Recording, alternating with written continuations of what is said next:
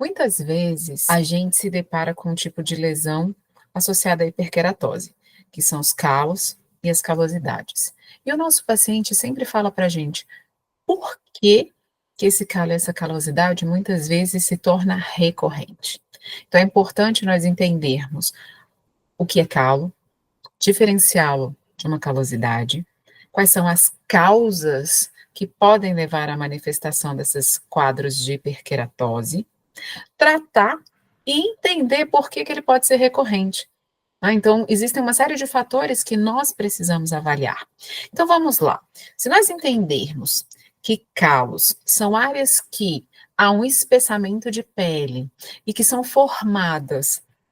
em resposta à pressão e atrito que foi repetido numa dada lesão. Isso pode acontecer, por exemplo, não apenas na região plantar dos pés, no espaço interdigital, no dorso dos dedos, a gente falando muito em pés, mas a gente pode pensar, por exemplo, também naquele cara que vai lá para a academia e fica puxando o ferro, e quando você olha a região das mãos, também vão apresentar calos. É uma estrutura que o corpo acaba desenvolvendo numa tentativa de proteger uma dada região que está sofrendo atrito com recorrência, ou seja, repetidas vezes. Então, isso é uma proteção natural de uma pele subjacente. A calosidade, embora muitas vezes, elas possam ser entendidas pelos leigos como sinônimos, a gente precisa entender que há uma diferença, É uma área espessa que não tem uma região delimitada, pode acontecer em qualquer região do corpo, principalmente mãos e pés,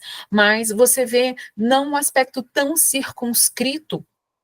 como os calos, e ambos vão se desenvolver por questão de pressão e de atrito. Se nós pensarmos em membro inferior, uso de calçado inadequado, o sapato está apertado, como acontece com aqueles sapatos de bico fino que levam ao atrito na região dos dedos, o salto alto acima, de um salto de 3, 4 centímetros, que podem aumentar a atividade e causar, fricção ali, levando a esse desenvolvimento de placas de hiperqueratose, deformidade na estrutura dos pés, como a manifestação dos hallux valgus, que são os famosos joanetes, manifestação de dedos em garra, que vão também provocar uma distribuição anormal do peso e que vão gerar pontos de pressão. Ainda assim, se nós pensarmos dentro desse contexto, a gente vai pensar que os calos, as calosidades, elas também se manifestam por ações repetitivas, práticas de esportes, como eu falei, de puxar o ferro lá na academia, a maneira da pessoa andar. Então, o sapato com um número inapropriado vai gerar uma fricção, vai afetar uma área. E aí a gente pode ter a manifestação desse tipo de lesão. E quando a gente pensa em tratamento, nós temos que pensar que ele existe a partir de um diagnóstico que precisa ser realizado. Então, antes de mais nada, a gente tem que pensar numa anamnese, Então, a gente tem que coletar essa informação, observando exatamente quais são os hábitos diários desse paciente, hábito do calçado, das atividades físicas, a fazer uma avaliação, um exame físico, visual ali da estrutura dos pés, para identificar se o paciente está manifestando um calo, uma calosidade, quais são as suas características, Porque a gente sabe que os calos eles têm uma classificação, bastante ampla, se é um calo mole, se é um calo duro especificamente, se você tem um calo miliar, se você tem um calo sesamoide, enfim, e a calosidade nessas regiões de pressão. É importante a gente pensar e trazer para dentro do contexto de podologia da mesma forma uma avaliação biomecânica, Então, avaliar a marcha, a postura desse indivíduo, que pode ser uma das causas, essa alteração da manifestação desse tipo de doença, identificar se há alguma comorbidade, a formação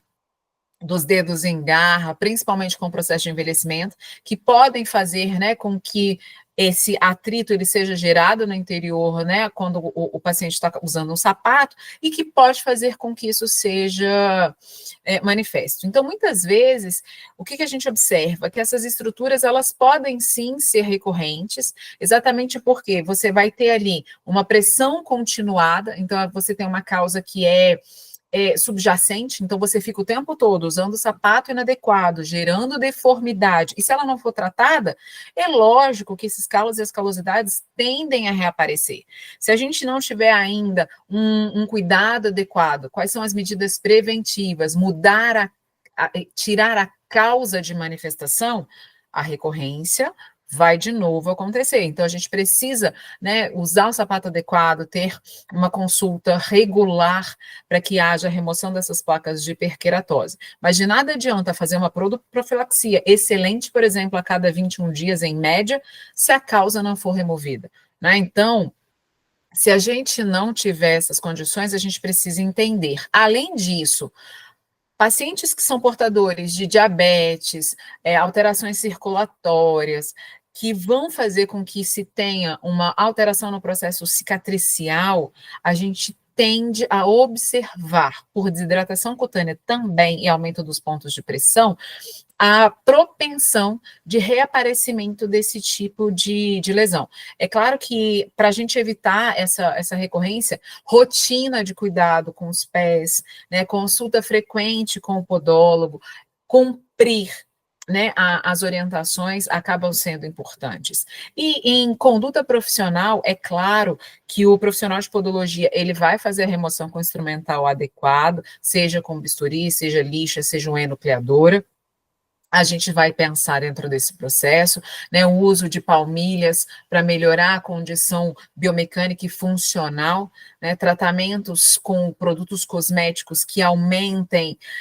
a remoção desse tecido desvitalizado, ali espessado muitas vezes, como ácido salicílico, ureia em concentrações adequadas, e em home care, orientar o paciente, por exemplo, em melhorar a hidratação cutânea, com o uso de cremes, loções, que vão, né, reter água ali e evitar que esse paciente faça em casa remoção manual, com instrumentais que não estão devidamente esterilizados, que muitas vezes são compartilhados por diferentes familiares, não usar aquelas lixas que ficam guardadas, né, para sempre dentro da gaveta, nem aquelas pedras pomes que ficam muitas vezes com acúmulo de sujidade. Então, tudo isso a gente precisa avaliar para evitar que esses tipos de lesões, né, dermatológicas se manifestem. Quer saber mais sobre isso? Se inscreve aqui no canal.